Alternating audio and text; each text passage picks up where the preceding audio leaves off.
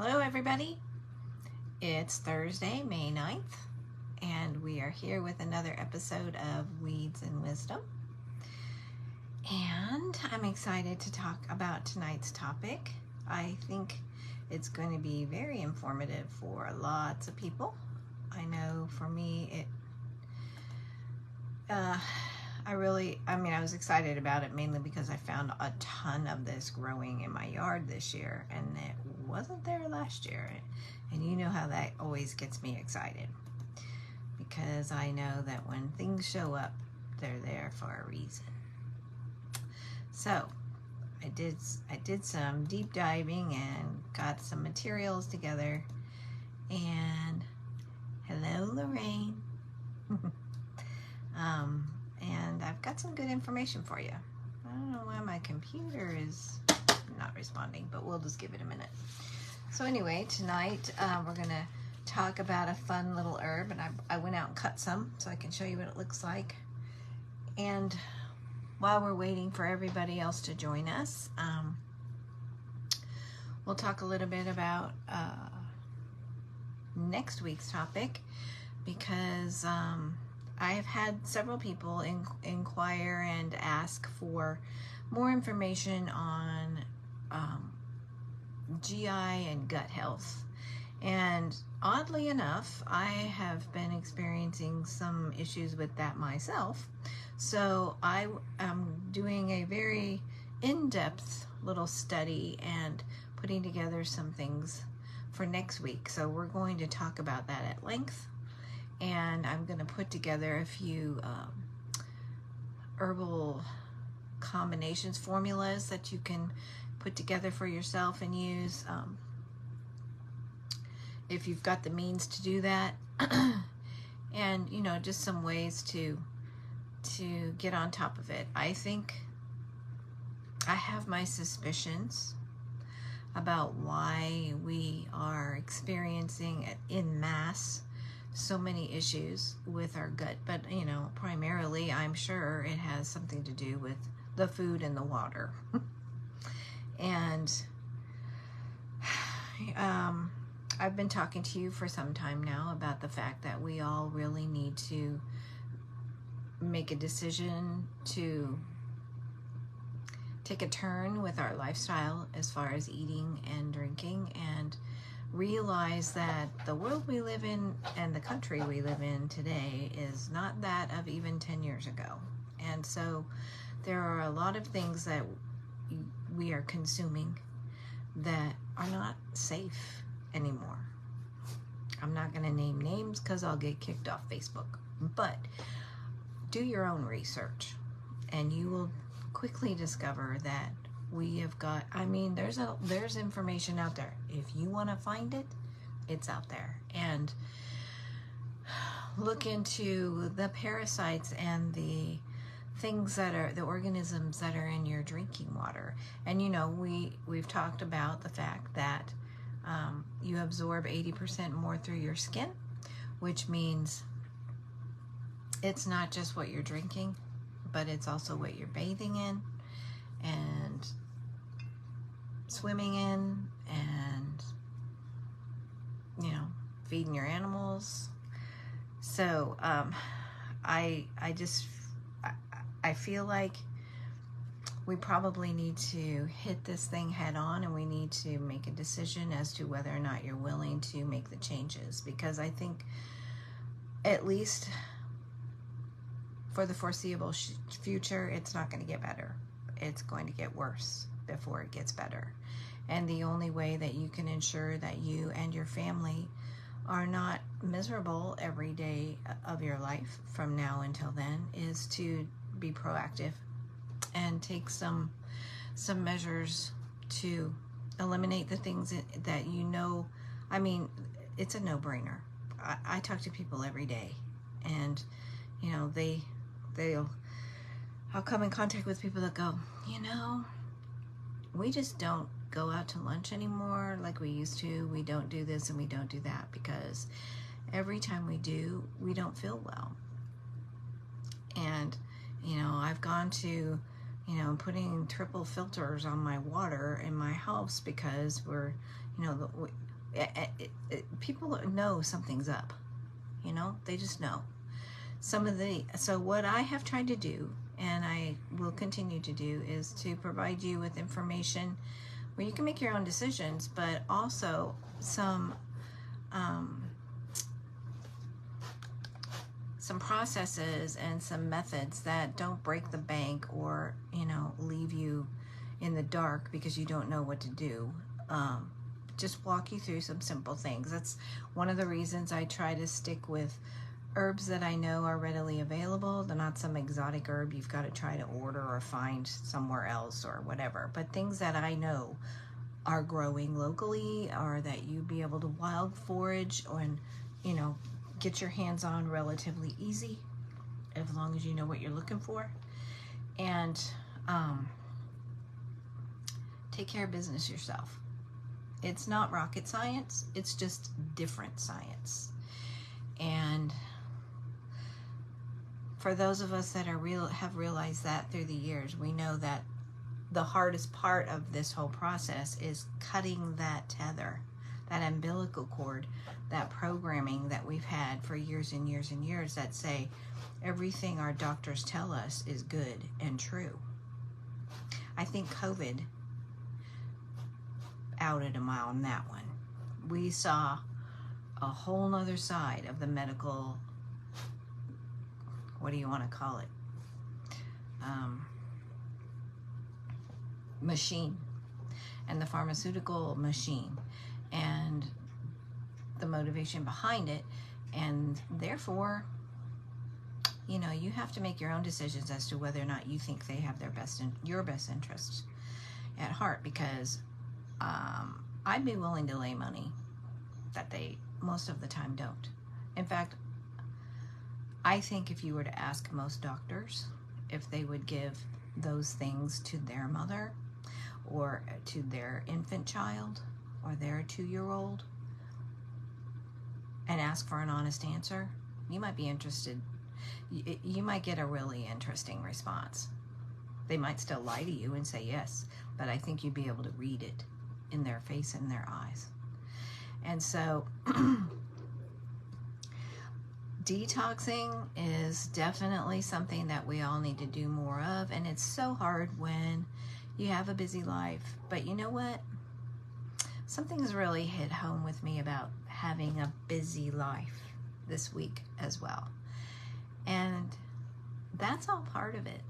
It's all part of slowing it down, making decisions, not jamming your schedule so full that you don't take the time to walk barefoot outside and ground yourself, to dig in the dirt, to grow things that are healthy, to spend time in nature, in the sunshine, in the quiet.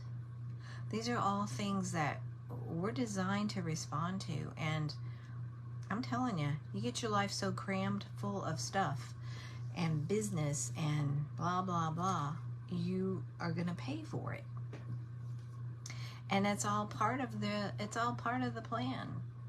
You know, if we're so busy, we don't have time to think things through. We don't have time to think for ourselves. We're just going to believe what we're told. And I'm challenging you to not do that. I'm challenging you to think for yourself and to take some time to reconsider some of your priorities, because I think it's going to take a toll on you if you don't. All right? Okay. My little sermon is over with. Now, let's talk about tonight's topic.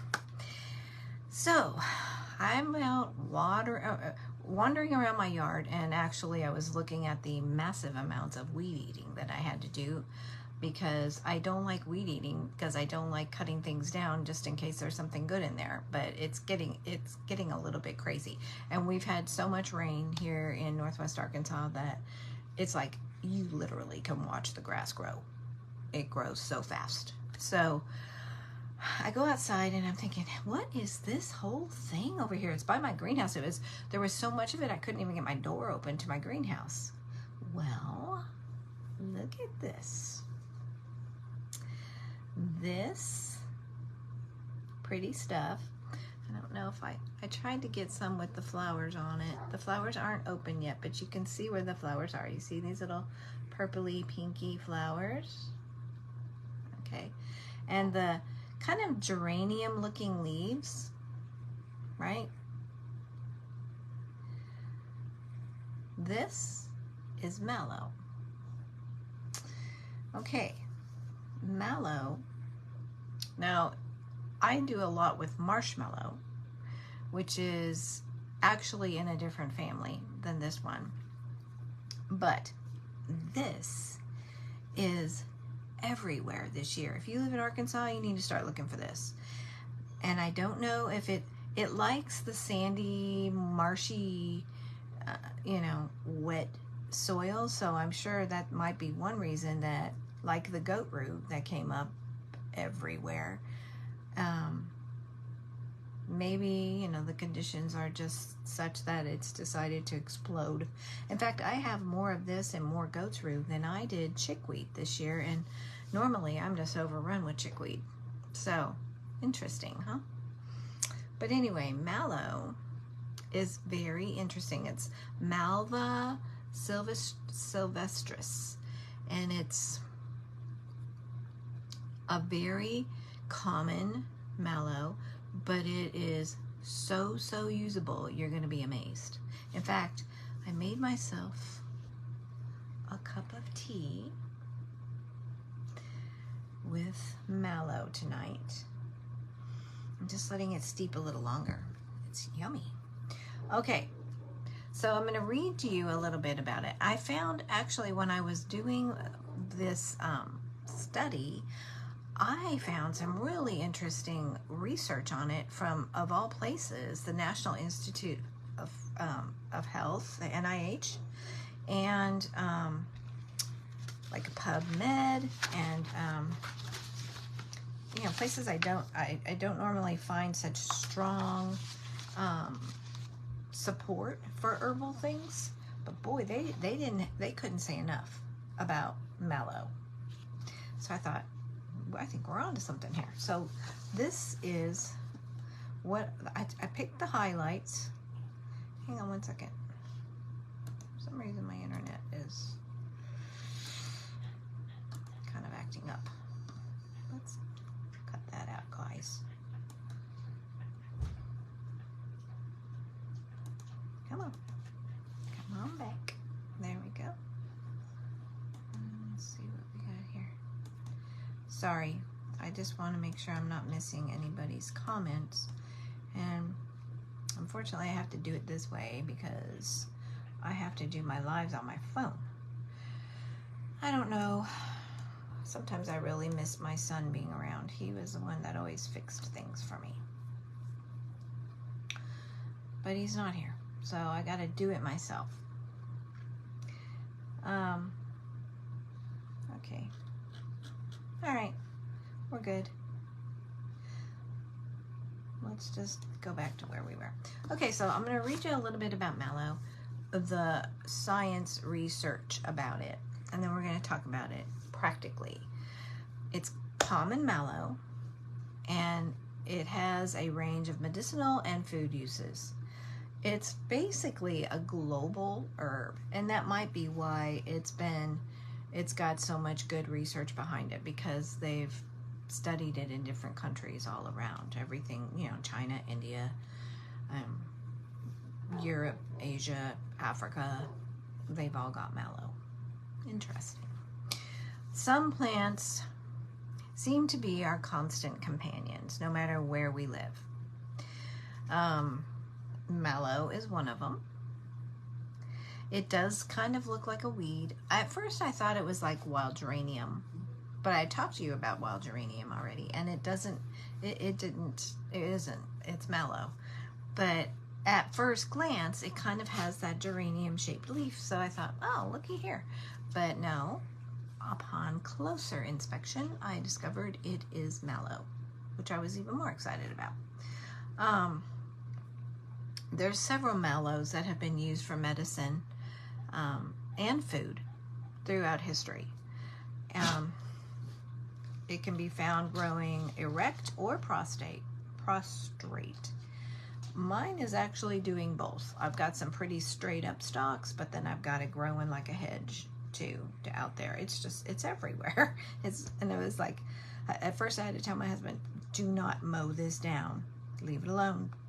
He's really, he just sticks to the wide open grass areas. He doesn't go in around anything that, because he's already gotten yelled at for cutting down my mullein a couple times. So he's careful. Okay, so it can grow up or it can grow prostrate, which may initially cause confusion because you think it's two different species, but it isn't. It's just the craziness. It's kind of like my hair, It can grow up like a cowlick or it'll grow horizontally. It's got a kidney-shaped leaf, but it's palmated. It's got lobes on it. It's all one leaf. Let me see if I can pull one open for you so you can see. See this? See, this is what they mean by kidney-shaped. So it's like this, kind of like a kidney. But then it's got these little ridges around the edges. And it's all one leaf. Okay? Drop this. Okay. And the leaves often show a purple spot in the center of the base of the leaf, and this can also seem to run down the stem sometimes. But I don't see any purple here. But this is these are kind of young. These are small leaves. I've got bigger ones out there. I just grabbed these. The leaves are noticeably creased, typically with margins, like this. You can see this on the back. I don't know if you can or not, but you can see how, see that? It's the back of the leaf. Okay.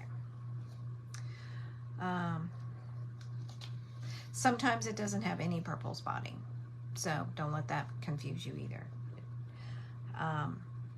They have deep green foliage. Oh, if it's real deep green, then it's probably know for sure. It's very drought tolerant.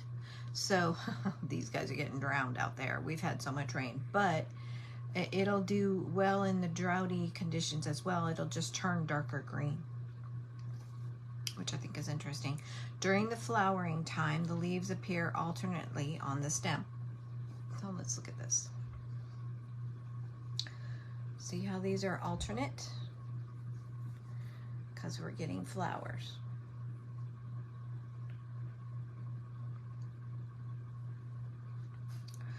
Okay, holding a leaf relays the surface coarseness. Okay, so anyway, all parts of the plant contain mucilage. So mucilage is what, this is one thing that's it's a demulcent. It's very soothing. So this is why it has some of the real good healing and medicinal properties that we're going to talk about in a second. Hi, Sandy. Good to see ya. In bloom, the mallow family plants produce 5 large notched petals in each open flower. Well, unfortunately, my flowers are not open yet, so I can't show you that. But you know what they kind of look like? They kind of look like a dogwood flower. So I can't wait to see mine open, but they're not there yet. They're still little closed ones. For those of you that have just joined us, we're talking tonight about mallow. And I brought some in to show you, but unfortunately it's already starting to wilt. But this is what it looks like. And this is another good superweed. I am steeping myself a cup of tea of mallow as we speak. See it in there? I just do it the old school lazy way. I just crunch up the plant and stick it in hot water. Cover it up. Okay, the nice thing about mallow, it's good tea, is that it freely seeds. So once you've got it, it'll reseed, but every spring you'll have to look for it because it won't necessarily be in the same place. Another plant that does that is evening primrose. I have evening primrose everywhere this year because I had 3 giant ones last year and they all reseeded, but nowhere near the original ones. So I have lots of evening primrose, but it's kind of like an Easter egg hunt, looking for the things that seed themselves. It's kind of fun. Okay, common mallow has the showy pink petals laced with dark colored strokes. That's what I said. It kind of looks like a dogwood flower. In the center of the flower lies the pollen-loaded stamens, just like dogwood. You know how it's got all that little stuff on the stamen in the middle of the flower. Mallow is known to freely seed the round seed pods known as cheeses, and that's one reason that one of its common nicknames is cheese plant, I think is what they call it. These were once munched by children on their way to and from school. The pods are held on stalks close to the flowering stem. Okay, so the whole plant's edible, which is kind of neat too.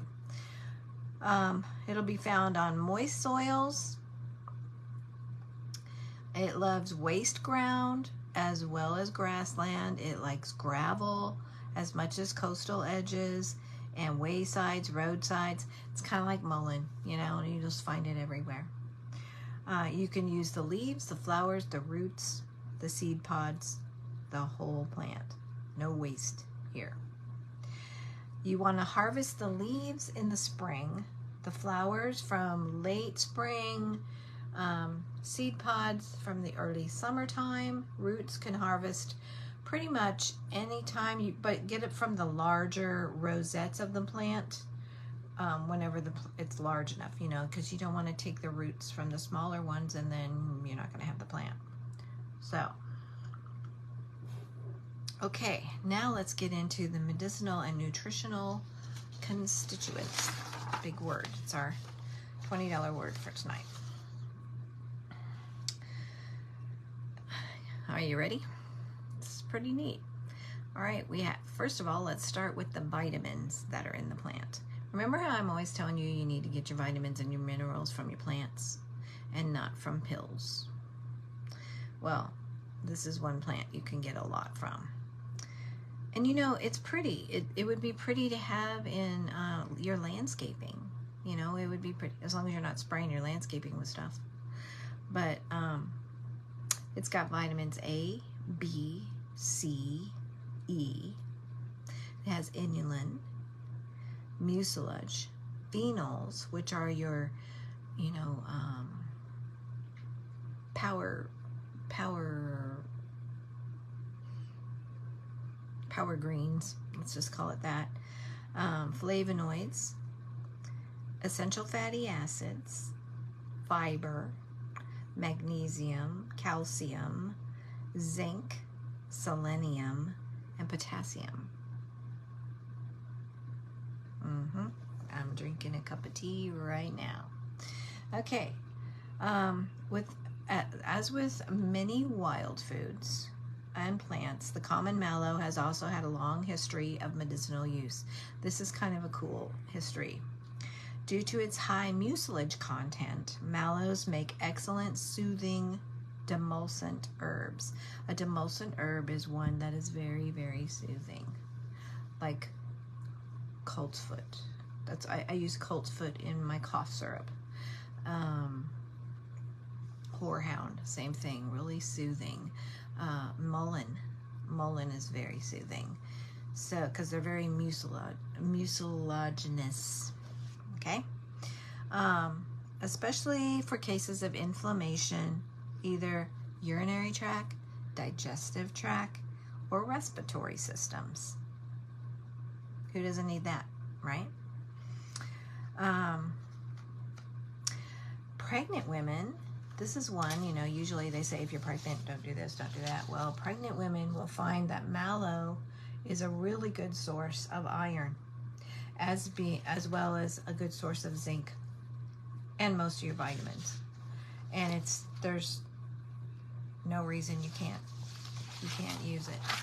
There's no side effects with mallow. And why is that?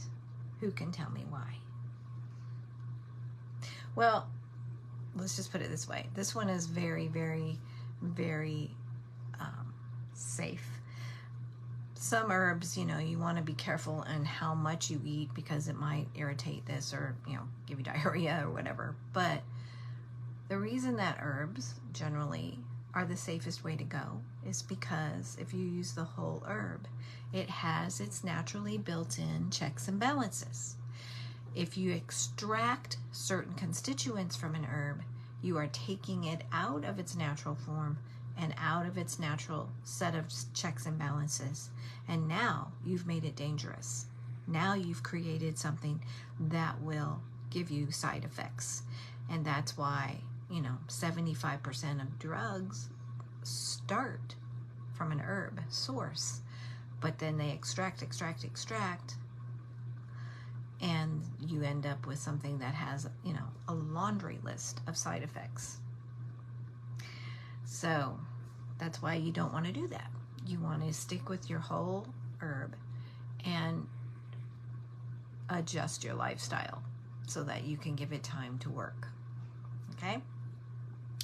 All of the mallow family, with the exception of the cotton plant, which is in the mallow family, are edible. Okay? They have high mucilage. The leaves can be used as an emergency antidote. This is another thing that's interesting. For that burning and irritation that could happen when you consume like acrid plants like buttercup and those kind of plants that are very irritating. You can drink mallow tea or just eat the leaves and it will counteract that. It'll be an antidote to that. Okay?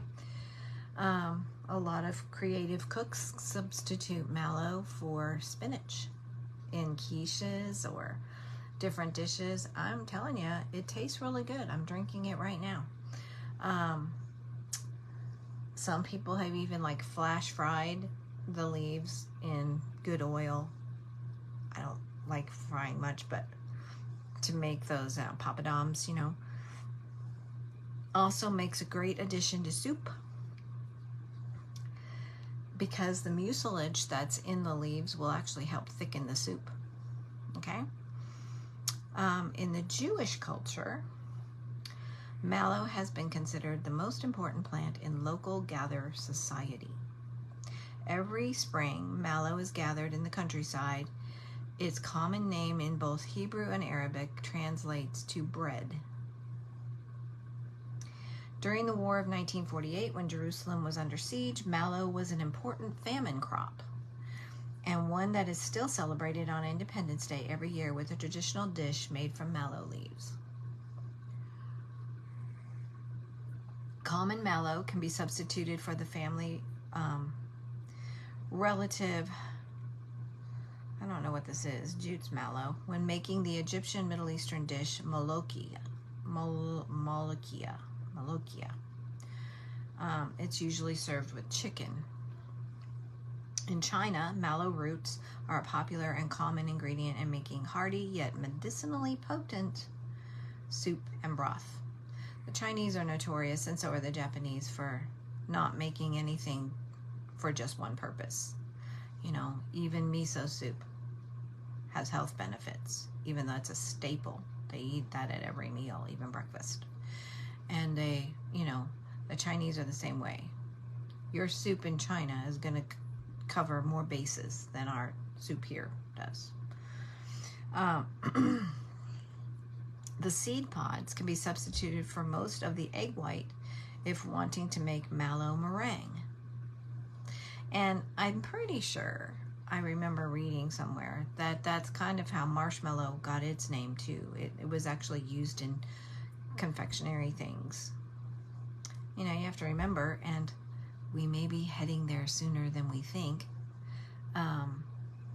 There was a day when you couldn't go to the store and buy a jar of marshmallow cream. You had to get creative and make your own things, your own sweets. And I'm recommending that you bone up on some of those old skills, because I watched a video this morning before I left the house, And I realized this is Alaska, okay? So Alaska, you know, might as well be some remote island somewhere. Everything's got to get trucked in up there. But this girl says, let's go grocery shopping in Dillingham, Alaska, because that's where she was. And she said, well, we're kind of on a budget, so PB&J is probably going to be on the list. So we'll come over here and we'll get some of our $13 bread, which was the cheapest stuff. I mean, she's showing me. Oh, you back? I don't know what has to happen. She's showing us the price things at the grocery store. And it's all the same kind of breads that we buy, right? $13. And the jar of peanut butter was $14. And she said, now if you want some little donuts, you know, the little bags of little Hostess donuts or those things, $14.21. But she said, you know, we could get some beans. And she showed a can of refried beans. It was $8.30 or something. And I'm thinking, holy cow. So she said, now if we want to have some steak, here's some steak. And there was showing a package of steaks. I think there was 3 in there. $47. And she said, so steak and potatoes. So let's look over here. And she's panned over to the bag, you know, a 5-pound bag of potatoes. $26 for a bag of potatoes. I'm thinking, holy cow, how do these people eat?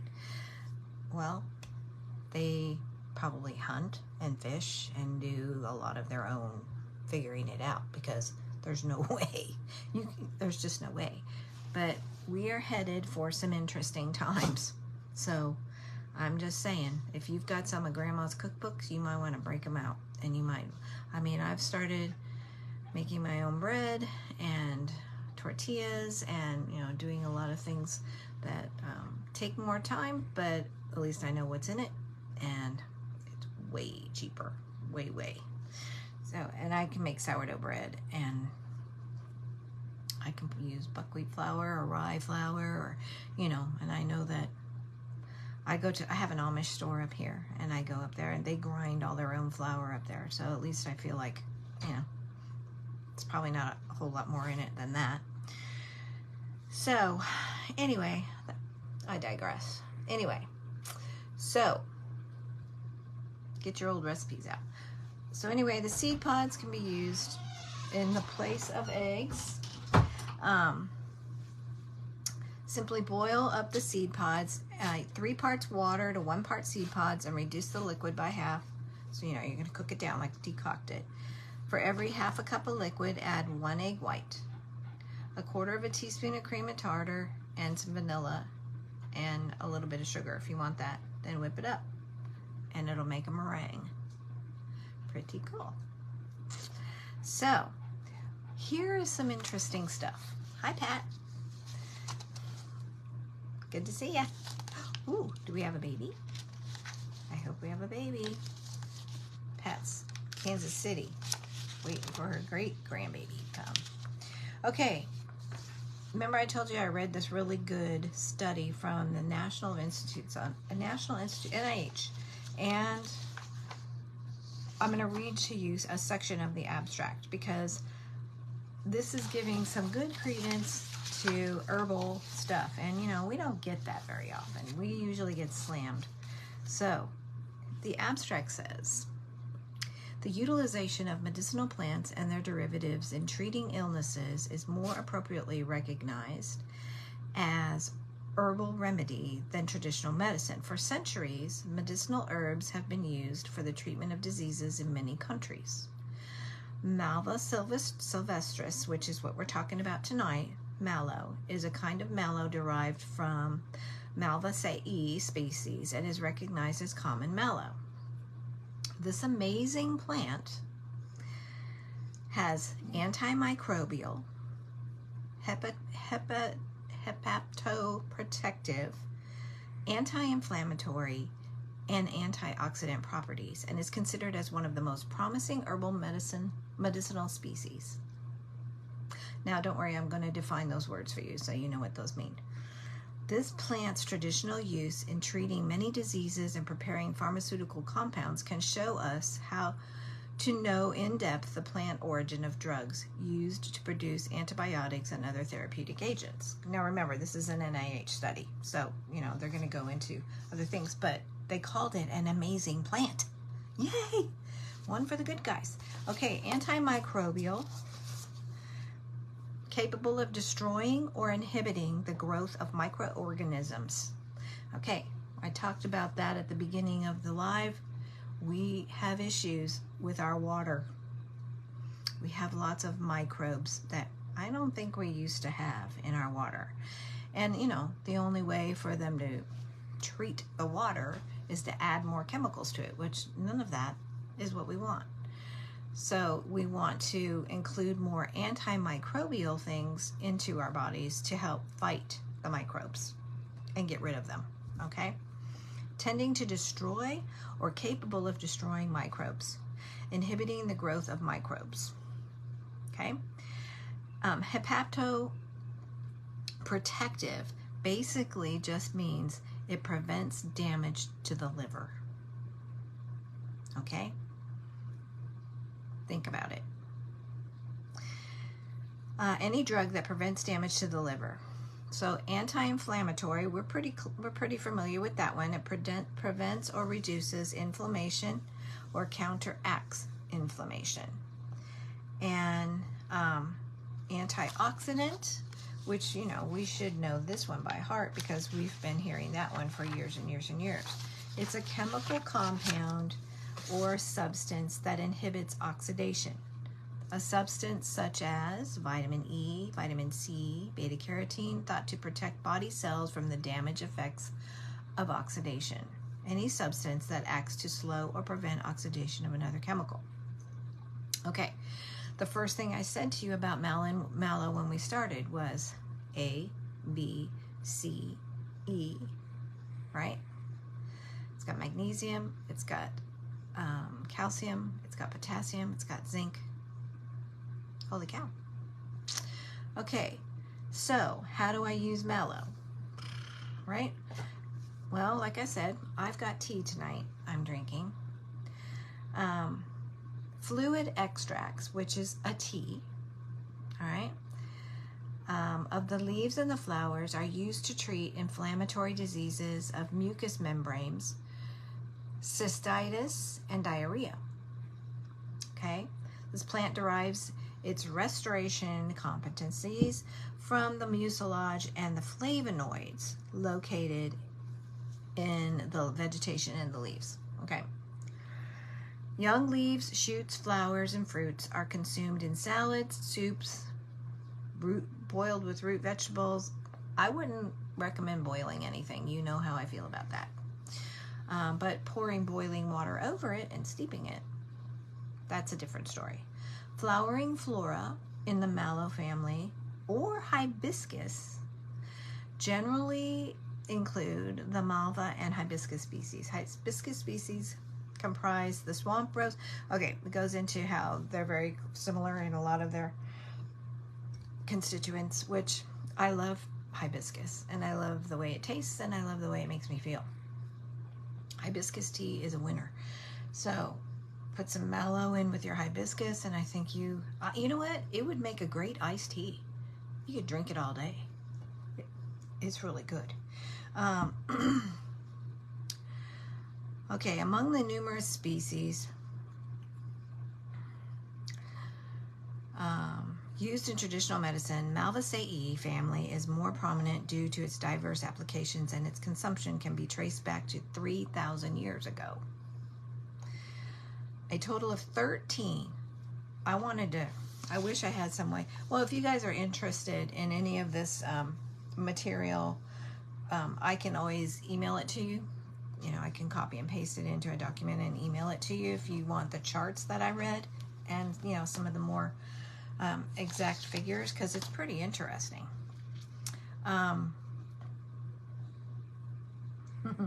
Okay, I'll make some of that tea up and send it to you, Lorraine. A total of 13 organic acids extracted from the leaves are known, including malonate, malate, oxalate, fumarate, citrate, Compounds contribute to developing the immunostimulant and antioxidant properties.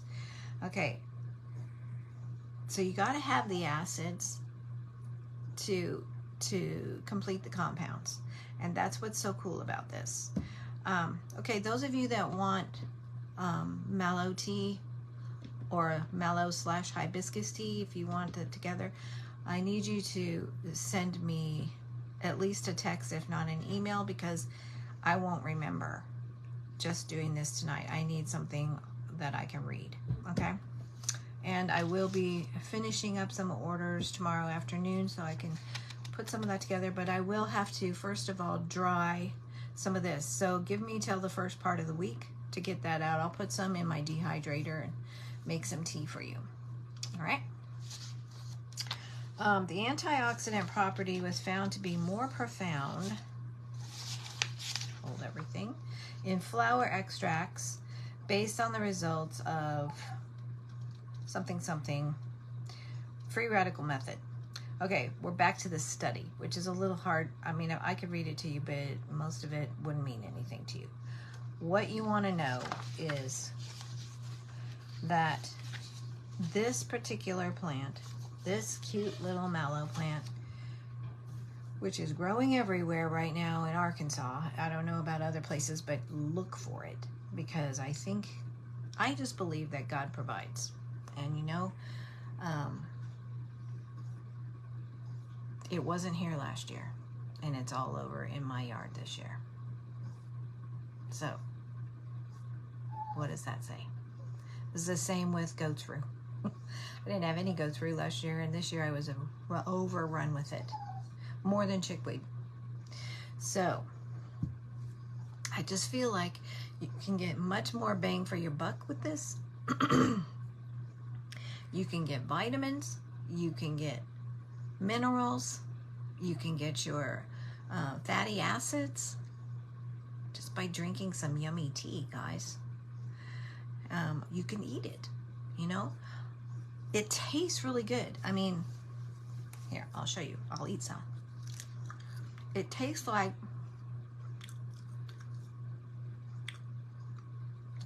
it's milder than spinach. It doesn't have as strong a taste as spinach. So it would be really good in salad. And in fact, it's really mild and it's very tender. It's delicious. But also remember that it's an antidote for if you happen to eat some of those acrid plants, or if you've got plants that, you know, if you've eaten something that's like tearing you up, chew some of this. And why is that? Because it's anti-inflammatory. It's going to neutralize. It's demulcent. It's soothing. It's cooling. Okay? It's softening. And you can tell just by eating it. It's soft. It's not chewy, and you know how some stuff is. Like if you've ever eaten or chewed on plantain, that stuff's like chewing grass. This stuff melts in your mouth. It's pretty good. So, mallow is our plant of choice this week. But next week, I am going to do a pretty in-depth study and discussion on GI tract and digestive issues, because I really feel like, you know, I've been getting a lot of people telling me they're just having a lot of issues, and I think it's just like, I really get the feeling that it has more to do with what's in our water and what's in our food. So I'm going to suggest something, because this is what I'm going to do, okay? I really feel like, and I know it's hard because I have a husband who's a junk food junkie. And I'm not changing that. He's too old. He's not going for it. And I don't even know if he got really sick, if it would matter. You know, the guy's got a cast iron stomach. Nothing seems to bother him. So far, he's holding it together. But that's okay. I'm not going to force it on him, but I am going to change the way I eat. And I'm going to simplify things very, very much.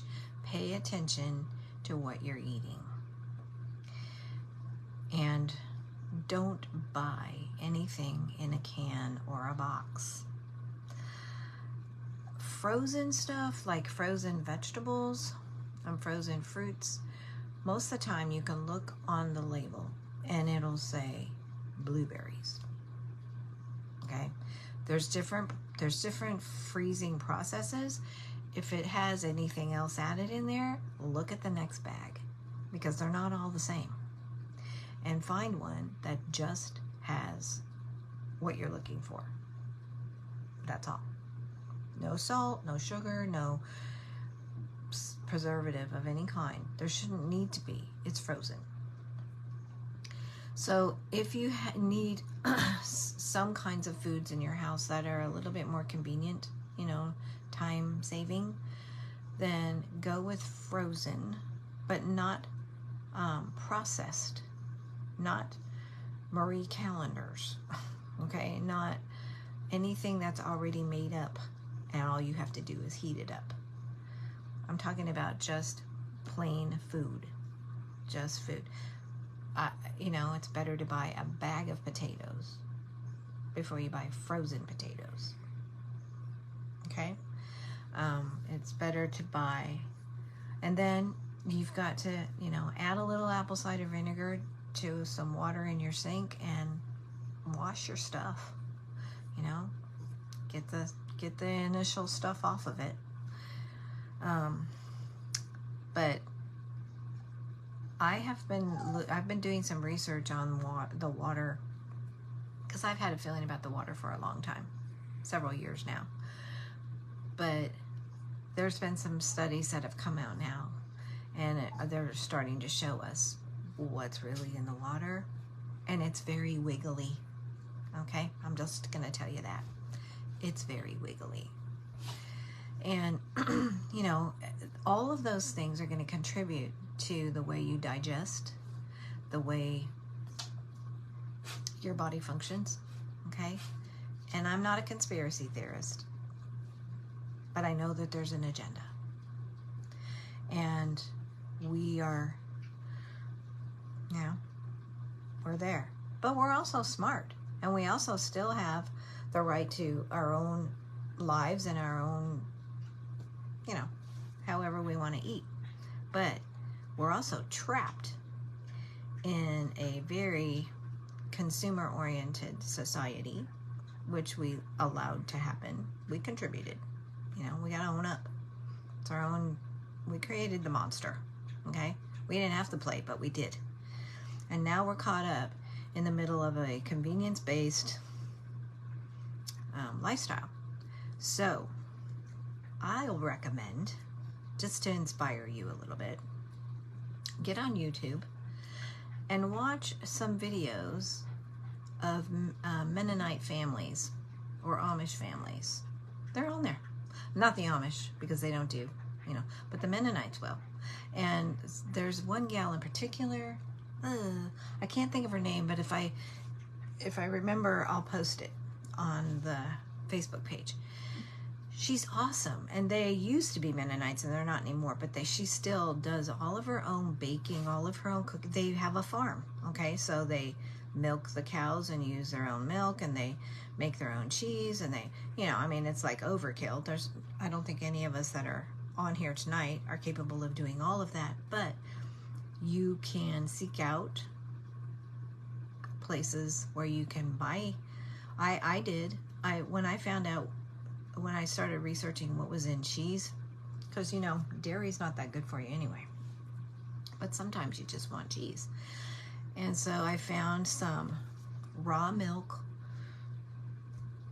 cheddar cheese at the Amish store that has no dye in it, nothing. It tastes so different, you guys. It's amazing. And I can have a piece of cheese and it doesn't hurt my stomach. But if I eat pretty much any other kind of dairy.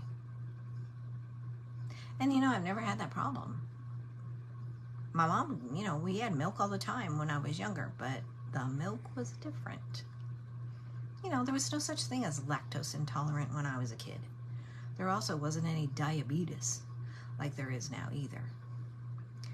It's all related to how you eat. So we have got to dial it back and to try to start doing things that take care of, that start to attack the inflammatory conditions, the oxidants in our system, the things, the microbes and the different things that are in our bodies. And at the same time, don't eat out all the time. Don't eat food that you know is going to make you sick. If you don't know where that cow came from, don't eat it. If you haven't watched it graze and just eat grass, good chance it's full of stuff you don't need to be eating. And I promise you, everything that cow ate or was injected with, you're eating. It doesn't magically go away when they cut it into a steak. It's all there. So you have to be careful. And you need to do the same with, your eggs. If you are buying eggs, I raise my chickens, so I know what my chickens eat and I know how they live.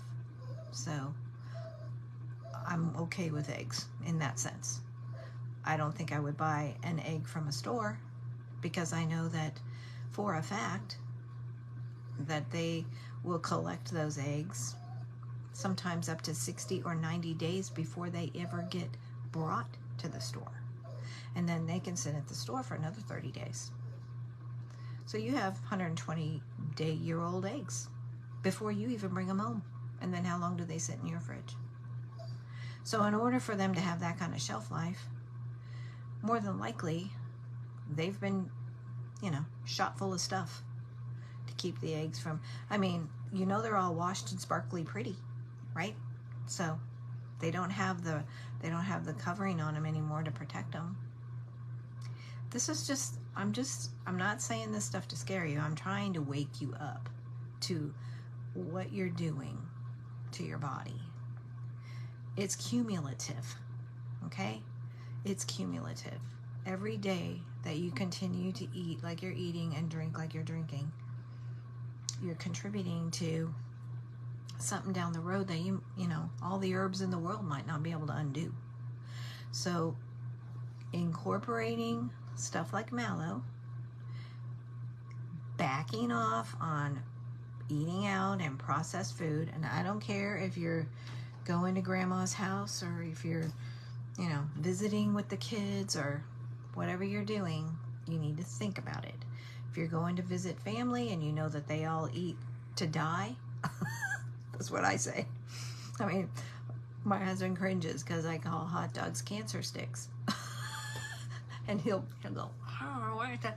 It's like, well, I call it like I see it. And that's, the nitrates and the nitrites that are in processed meats like that, where is there room in your body for that? But they taste so good. Well, this stuff tastes pretty good too. It's just a choice, and that's why next week we're going to talk about GI and digestive issues at length. I will give you some good information. I'll also give you some good herbal formulas that you can put together yourself, some combinations of things that will work and help you transition from misery into a healthier gut. But I promise you, if you're having GI problems right now, and if you're having acid reflux issues, and if you got stuff going on, which most everybody does, it's going to take you more than a day to fix it. And it's going to be probably a 3-point attack. You're going to have to dial back your eating habits, clean up your diet, and incorporate the herbal things to help counteract and soothe and bring down the inflammation and bring your body back into balance. The only other option is a pretty major detox. And I've done that. That'll kill cancer. But it's not real super fun. Took me 6 months. And it was a long 6 months. I missed eating. But you know, when I got through with that, I didn't have a taste for any of that stuff anymore. And it doesn't take that much, and it doesn't take that long. Maybe a couple weeks of changing the way you eat and the things that you allow yourself to eat. You know, just coming in contact with all the chemicals that are in food, you'll start to notice the difference almost immediately. You can taste it. It's like Pat has told me before, I can immediately taste artificial sweetener in things. And, you know, so what happens is when we eat like that all the time and we're always eating processed foods, we lose our sensitivity to that because we're always eating it. It's got a lot of sodium, it's got a lot of this, and we're used to it. So when you dial it back and you're not eating like that anymore, food might sometimes taste bland for a little bit, but then all of a sudden it comes alive and you can taste everything that's in that dish. It's like, wow, I taste all of the flavors. You know, your tongue isn't numb anymore. So give it a thought, all right? And next week, when we get back together, we're going to roll up our sleeves and we're going to get a plan so that you guys feel like you've got some control over what's going on with your body, and we can get this inflammation under control, and we can start moving forward because we still have the right to do that. So we might as well use it while we can. All right? And as long as I don't get put in Facebook jail, I'll see you next week. So I try to be careful what I say, but I'm not the greatest at that. Just ask my mom.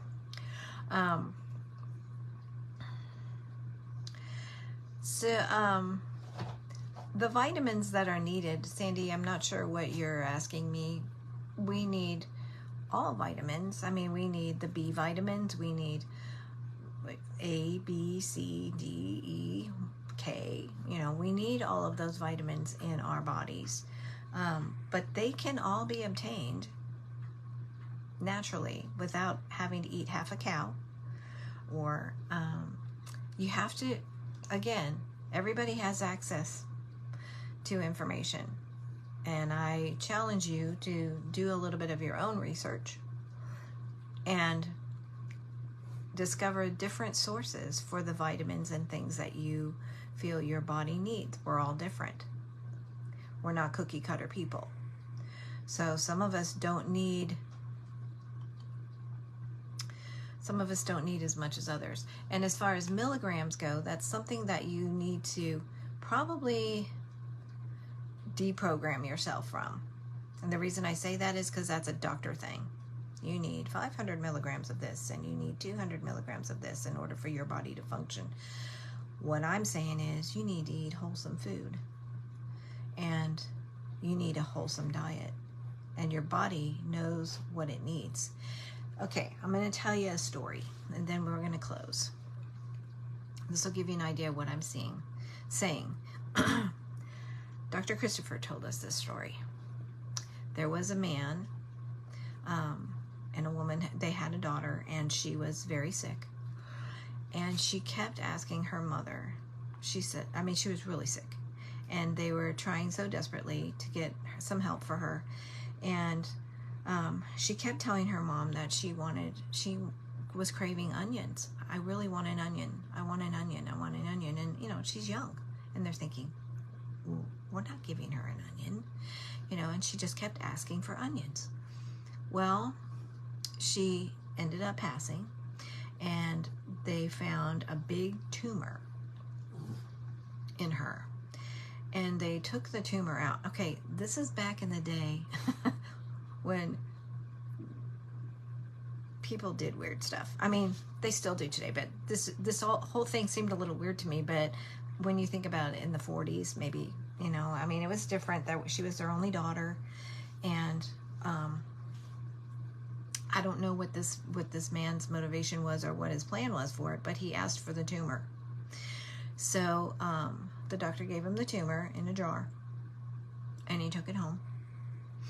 And now you have to understand, like, this was weeks that she was asking for onions, okay? And they never gave her any. So he took the thing home, and he took it out of the jar, and it got hard. It got real hard, like calcified.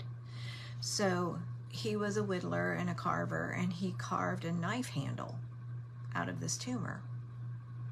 Like I said, it's kind of weird. I don't think I would be doing that, but you know, whatever. Some people wear people's ashes in a thing around their neck, so I don't know how different that is. So anyway, this tumor became a knife handle, repurposed, okay? But one day, his wife was using the knife to cut onions.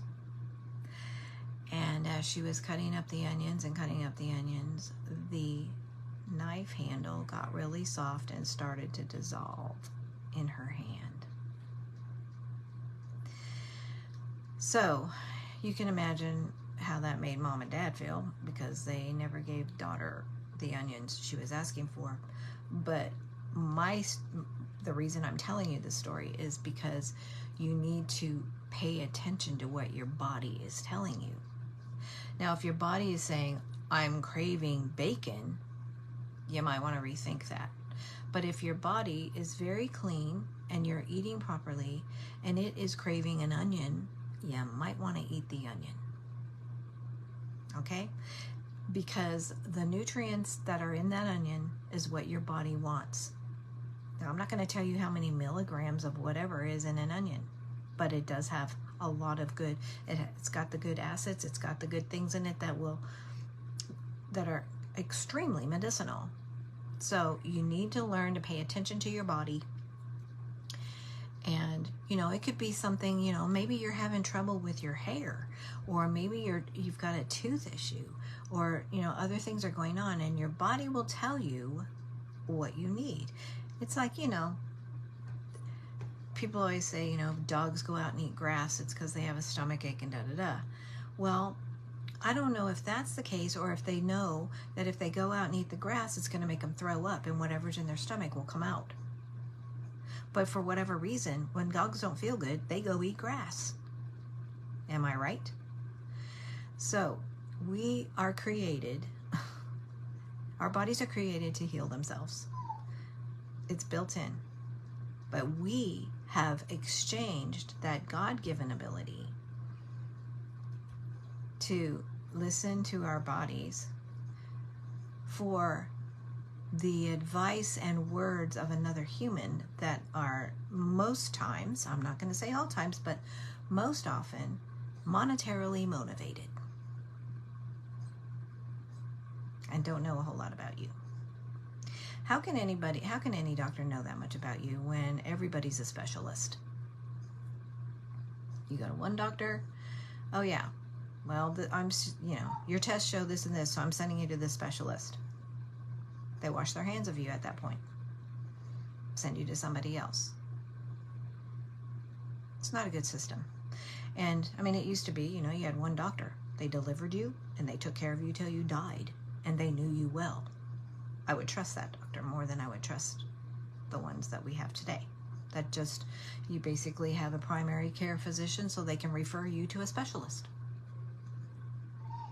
Just listen to your own body and trust that you can hear the right things. You know, the old adage, you are what you eat. Make food your medicine, and your medicine your food. And these days, that's kind of tricky because our food is toxic.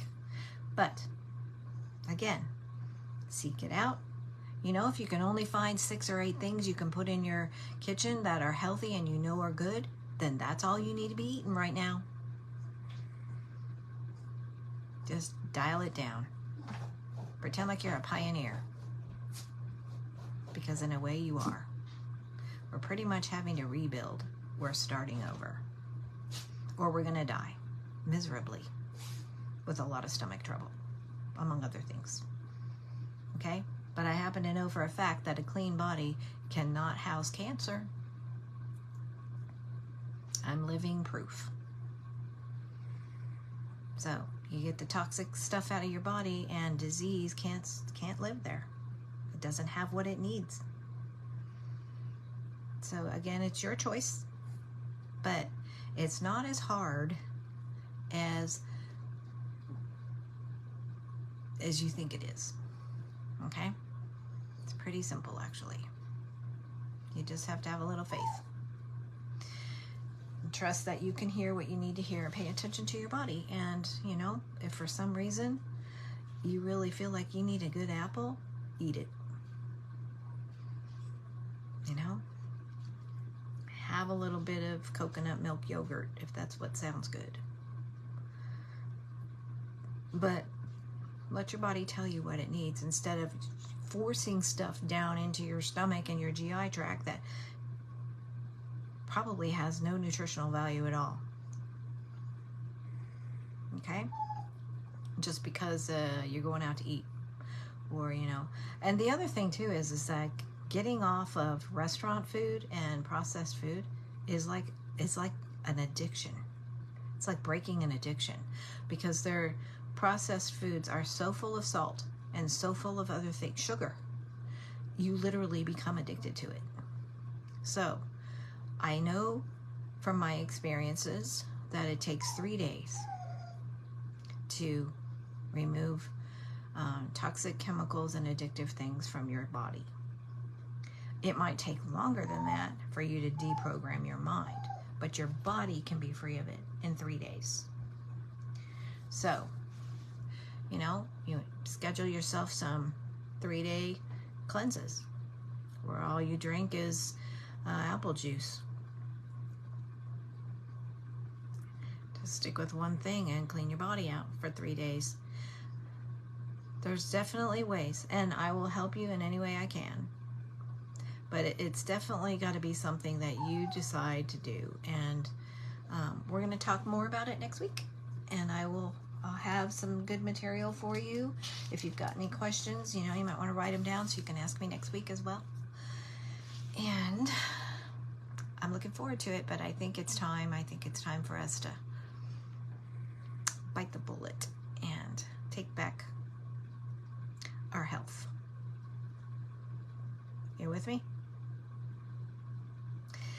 Okay, guys, it is 8:08, so I'm going to say goodnight for tonight, and I will see you again next week. Have a blessed and wonderful Mother's Day if you're a mother, and I will see you next week. Take care. Find your mallow.